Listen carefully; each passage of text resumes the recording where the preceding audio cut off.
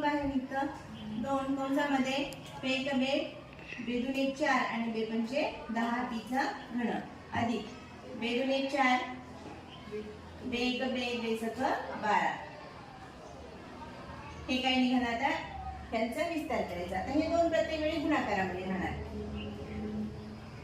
इथे काय सिंप्लिफिकेशन जर केलं आपण 2 कंसामध्ये 5 पीचा घन अधिक 216 कशाचा घन आहे 6 चा घन आहे 6 क्यूचा घन आला एवढं.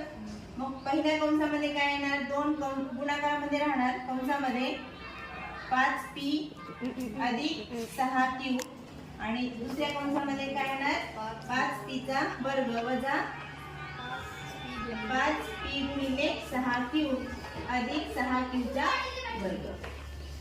2 ऍज इट इज राहणार कंसाच्या बाहेर. पहिल्या कंसामध्ये 5 पी अधिक 6 क्यू त्यानंतर 5 चा वर्ग 25 पी चा वर्ग वजा 6 पंचे 30 पी क्यू अधिक 6 चा वर्ग 36 क्यू चा.